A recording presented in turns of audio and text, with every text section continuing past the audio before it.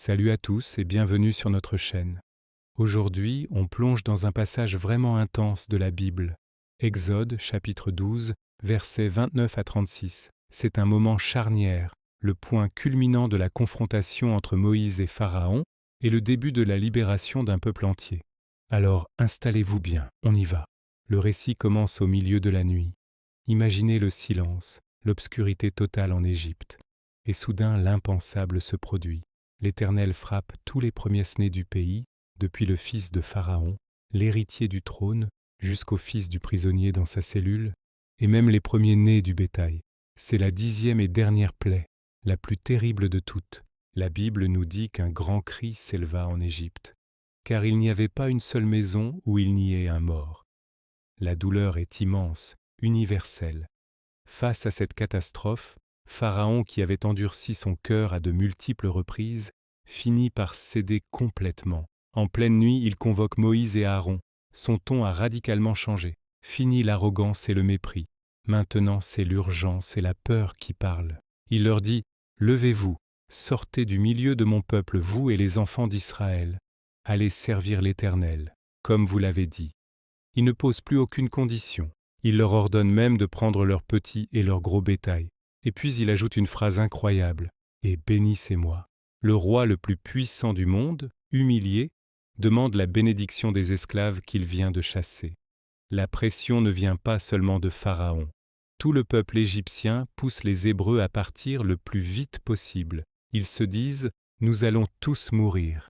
Ils sont terrifiés. Les Israélites, de leur côté, doivent agir dans la précipitation. Ils emportent leurs pâtes avant qu'elles n'aient eu le temps de lever, leurs pétrins enveloppés dans leurs manteaux sur leurs épaules. Cette image des pains sans levain, ou pains azimes, deviendra un symbole puissant de ce départ précipité vers la liberté, commémoré chaque année lors de la Pâque. Mais il y a un autre détail fascinant. Avant de partir, les enfants d'Israël font exactement ce que Moïse leur avait dit, ce que Dieu avait ordonné. Ils demandent aux Égyptiens des objets en argent, des objets en or et des vêtements. Et là, un miracle se produit. L'Éternel fait en sorte que les Égyptiens voient les Hébreux d'un bon œil. Au lieu de les rejeter, il leur donne tout ce qu'ils demandent, sans discuter. Le texte dit qu'ils dépouillèrent les Égyptiens. Après plus de 400 ans de servitude et de travail forcé non rémunéré, c'est une sorte de justice divine, un paiement pour des siècles d'oppression. Ils ne partent pas les mains vides, mais avec les richesses nécessaires pour commencer une nouvelle vie et plus tard, construire le tabernacle dans le désert. Ce passage est rempli de leçons profondes. Il nous montre la souveraineté et la puissance de Dieu qui tient ses promesses de libération, même quand tout semble impossible. Il nous parle de la justice divine, qui finit toujours par s'accomplir. Et il nous rappelle que même dans l'urgence et le chaos, Dieu a un plan précis et prend soin de son peuple dans les moindres détails. C'est la fin d'un chapitre sombre de l'histoire d'Israël et le début d'une nouvelle aventure pleine d'espoir, en route vers la terre promise. Merci beaucoup d'avoir regardé cette vidéo.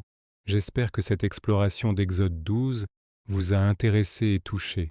Si c'est le cas, n'hésitez pas à laisser un j'aime, à partager la vidéo et surtout à vous abonner pour ne pas manquer nos prochaines études bibliques.